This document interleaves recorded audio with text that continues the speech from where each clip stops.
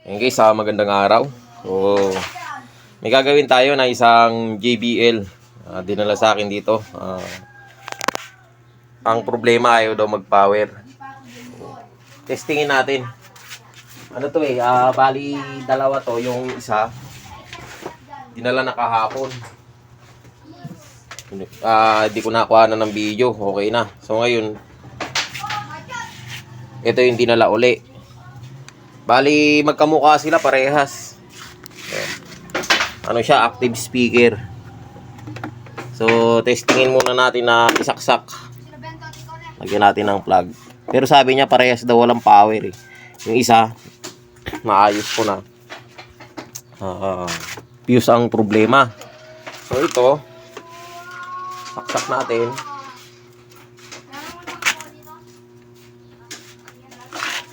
Saksak muna natin. So wala siyang power, dapat magpa-power yan dito. So wala, ayaw umilaw. So ayaw nga alang ang power. So babaklasin natin to. Tama nga yung sinabi ng may-ari. Ayaw mag-power. So tanggalin muna natin tong speaker niya sa ibabaw speaker ko. Sabi ng may-ari nung binili daw to mura lang. 28,000 lang. Ay, 28. 80,000 yata. Pwede na. 80,000. So, yan lang. Ganyan lang siya. 80,000 na. Ang mahal, no? JBL kasi. Pero solid naman ang tunog nito. Kasi yung kahapon, tinesting ko. Okay naman yung tunog. Yung ganda. So, ito ngayon, natatanggalin natin itong board. Para maikuha natin dyan sa ano niya. Sa mismong kaha. Ayan guys, natanggal na natin siya sa kaha niya. So ito na. Ayan lang ang laman niya. Ayan. Ayan yung controller. Pinaka mainboard. At ito naman na ang power supply. Kasama na yung power amplifier niya dito. So ngayon ang babaklasin natin dyan, itong power supply kasi wala siyang power. Pero yung bago yun, tatanggalin muna na itong socket na to para mahubad natin yung power supply. Kasi mahihirapan tayo pag hindi natin tinanggal ito. So babaklasin lang natin. Tutusukin lang natin tong side na to. Pero bago natin siya tanggalin, kasi may dikit ito eh. Nakadikit siya ng silicone niya tayo, pinagdikit nila dito. Pagilid. Dahan-dahan, baka makatusok tayo ng pyesa dito. Kung pa naman yung ginamit nila dito. Yung mga pyesa nila maliliit na.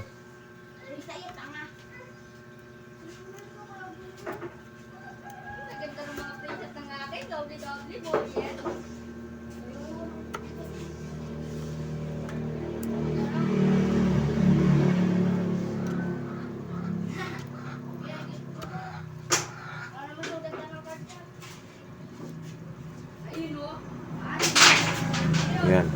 Tutusukin natin yan dito para mahugot. Ayan. O yan, natanggal na. Dali lang tanggalin. Kahapon mahirap eh. So ngayon tatanggalin natin itong mga tornilyo. Paikot. Para mahugot natin yung board. Kasi naka-cover pa siya.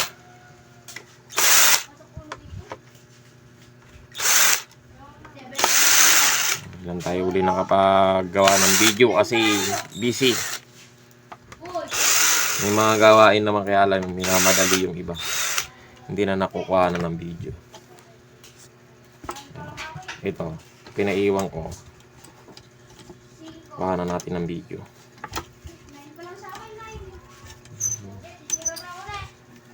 Hirap.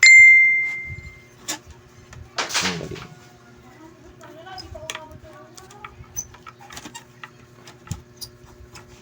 Ano to eh? May speaker na siya sa masalpakan ng speaker, nakasakit. Kailangan mahugot to. Ayan. Ayan.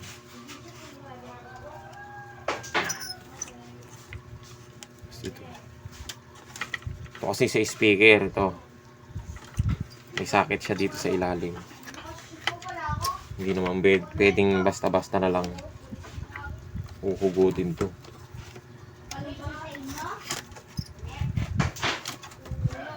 Hirap siyang maklasin.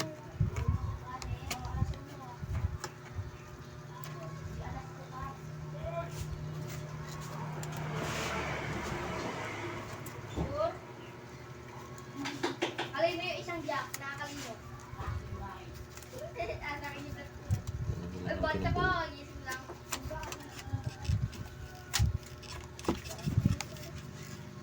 Oh, sterong, tinitignan niyo yun, oh.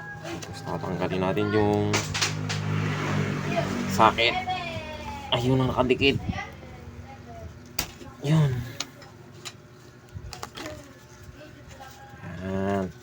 So, natanggalan natin yung cover. Hirap palisin. So, ito. Sana fuse lang din ang problema nito. Kasi yung kahapon, yung tinanggal natin, fuse lang ang sira. Yung isa nito. Fuse lang ang sira nun. Pero, syempre, hindi mo naman basta-basta fuse lang ang magiging problema. Hinanap natin kung ano pinagmumulan. So, may nakita akong problema hindi dito sa amplifier, kung hindi sa gumagamit. Bakit nasira? Ang problema pala nito, yung gumagamit, sinasagad nila. Hindi nila, siguro, basta't nagpatugtog lang. Ang ano kasi nito, parang amplifier din na malalaki.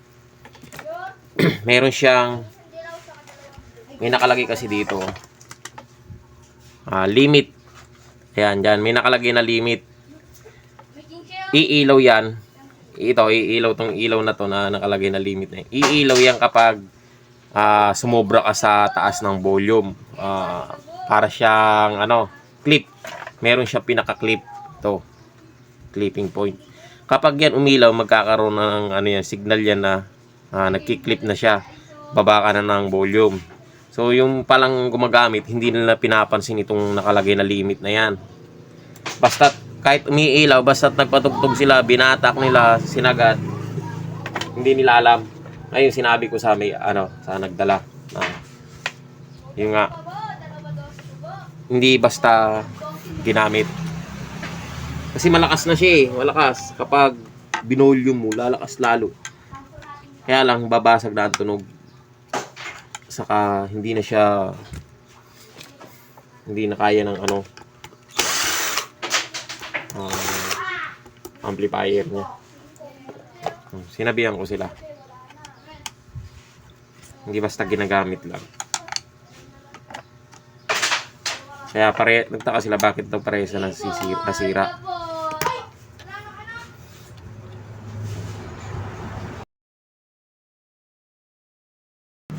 So, ayan. Tatanggalin natin ito. Hindi natin siya mahuhugot ng buo kasi mayroon siyang wire na para sa 110. Yun. Pero okay na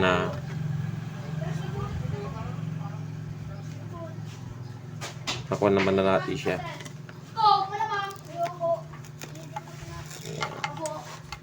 Ayan. Ilabas na natin. So ngayon, test natin yung fuse. Kung gagana ba. Kapag buwang fuse, may ibang problema. Pag sira ang fuse, may ibang problema din. So, lagay natin sa buzzer. Tutunog naman yan pag... Asa na ba yung fuse? Ito yung fuse niyan eh. Ito. So, sira nga oh. Sira yung fuse. Ayaw tumunog. Tatanggalin natin yung fuse nito.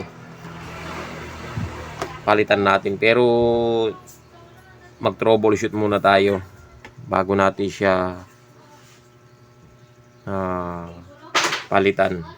So ganun din ginawa ko kahapon doon sa isa. Troubleshoot. Baka may ibang problema. So ayun guys, troubleshoot muna natin. Kung may makikita tayong problema, i-update ko na lang kayo.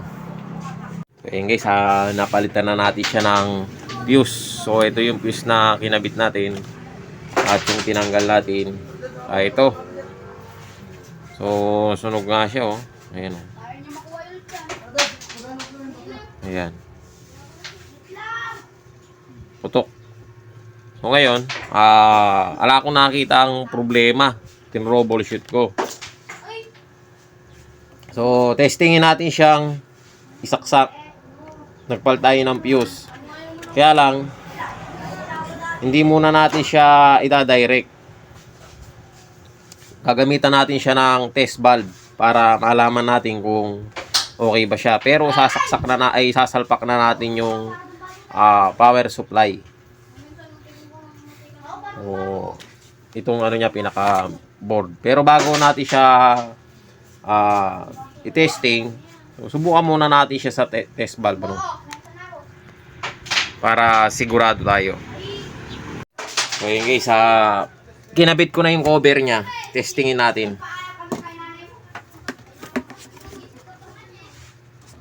Hindi mo na pala natin kakabit itong socket.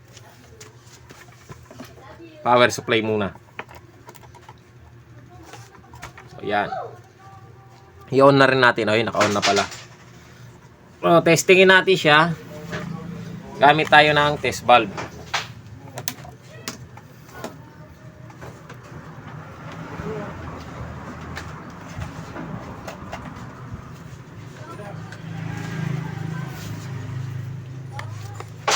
So, yun yung ating test valve. So, nakasaksak na yung ating plug.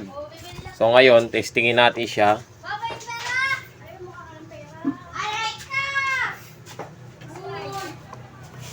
Yan.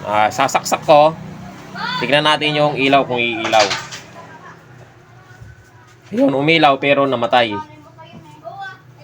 So, ngayon, subukan natin siyang isaksak itong pinakasakit. Ito. Ang tagahawak ng ating camera. Ayan. So, isasaksak natin dito sa mismong kanya, sakit. Sa mismong board pala.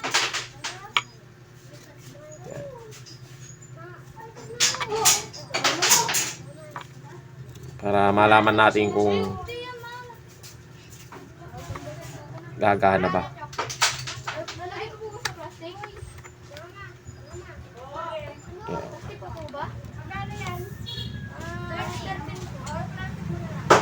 So yan.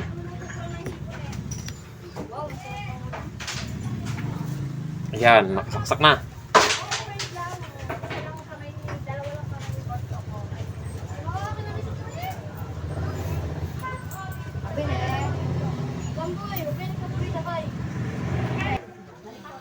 So yun guys, sinalpak na natin siya. Ngayon testingin natin. Tingnan natin kung magpa-power dito. Kapag nag-power dyan, okay na. Pero testingin muna natin. Siyempre nakasaksak pa rin tayo sa series valve. So ngayon testingin natin siya isaksak.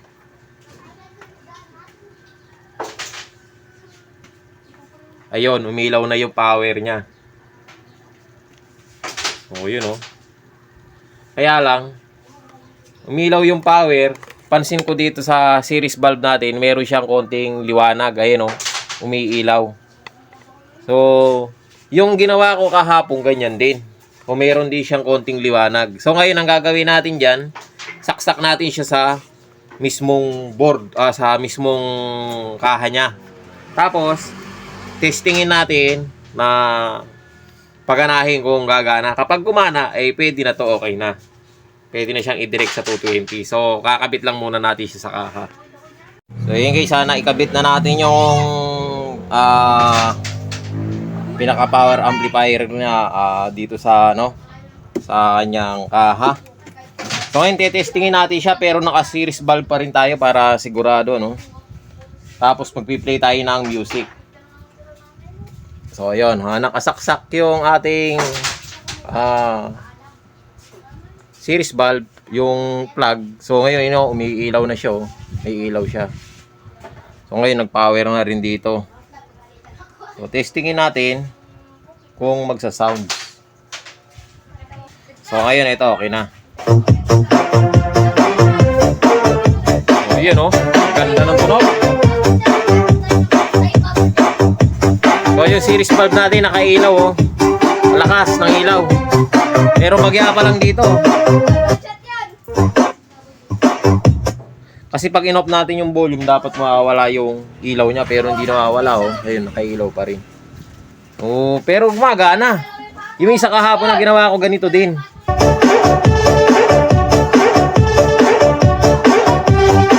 Ganda ng tunog,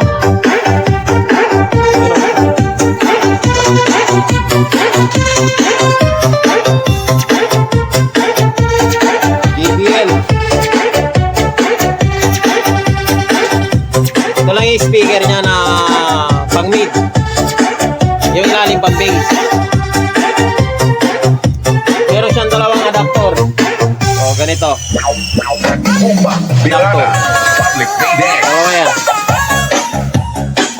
Ganda ng tunog. Sa otoyan, magkasagdad. Bonggo yung tunog, Ganda.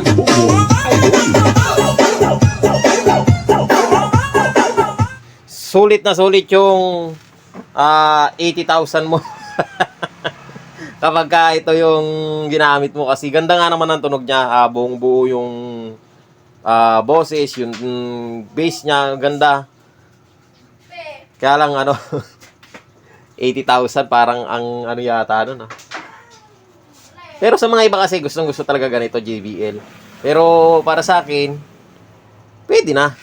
Kaya lang mahal. Pero ganda yung tunog niya,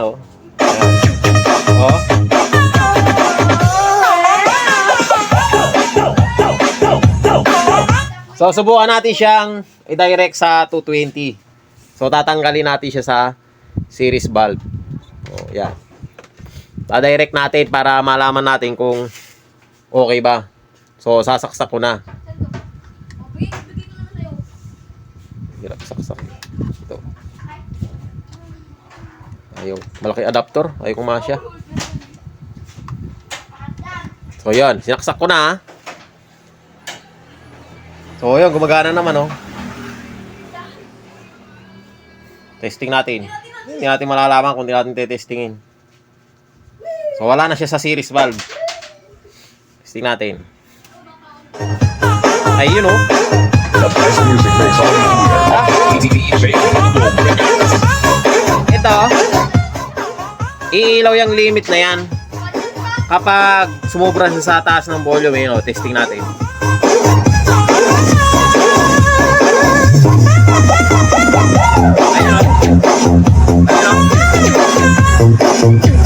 Ayun, diba? Kapag nakakuha na niya yung maximum niya na volume, iilaw yan. Yan yung yan yung pinaka-indicator niya na kumbaga sa kuwan nagki-clip na siya. Clipping na to, clipping. Kapag umilaw na yung limit na yan, yung clipping niya na yan, magbabawas ka ng volume. Kasi may tendency talaga na puputukin niya yung fuse o mag-o-over ko na siya Mag-o-over, kumbaga sa kan, sumobra na. At kapag hindi mo pa binaba, yung iba ang nangyayari, nagpo-protect sa amplifier, ganun Maninira na siya ng output. Ito hindi, fuse. So, sa mga may ganitong titignan nyo din yung limit, hindi basta gumamit lang. Sa volume niya na kahit hindi mo siya isagad sa limit, malakas na. Okay, kung pambahay lang, okay na to. Ayan. Ayan ganda ng bass.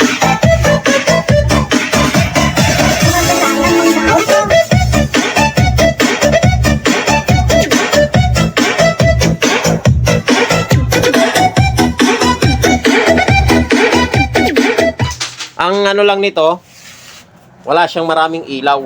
Wala kang makikitang maraming ilaw sa harap na naglalaro o nagbi-blinking. Hindi kagaya ng iba. Pero kung sa sounds mo pakikinggan, ay panalong-panalo to. JBL talaga. Ito yung mga original na JBL na speaker o amplifier na pakinggan mo talaga sa tunog maganda. At wala rin siyang naka-direct na to, wala siyang treble bass. Ito kasi tinitignan ko kahapon, yung isa yung ginawa ko, may treble, bass, reverb. Sa pala to, sa mic. Yan, mic 1, mic 2. Wala siyang ibang treble bass. Direct siya, naka-right rekta. Ayan o. Kadarat mo.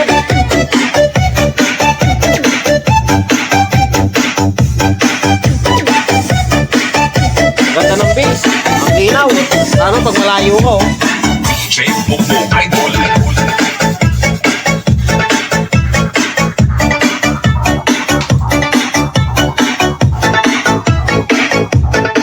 So ayan guys, hindi naman siya pumutok o hindi naman pumutok yung fuse niya. Kahit na dinirect na natin siya sa 220. So umiilaw pa rin siya. Ayun, may power pa rin siya. Gumagana pa rin. So yun guys, hanggang dito na lang yung video natin at ito ay okay na. Under observation na lang natin siya. Pero tingin ko fuse lang kasi yung isa kahapon, ganito rin na naging problema. So yun guys, hanggang dito na yung video natin at maraming salamat sa panonood sa mga may ganitong klase ng JBL na speaker, active speaker. So sana nakatulong sa inyo yung video na to at maraming salamat sa panonood.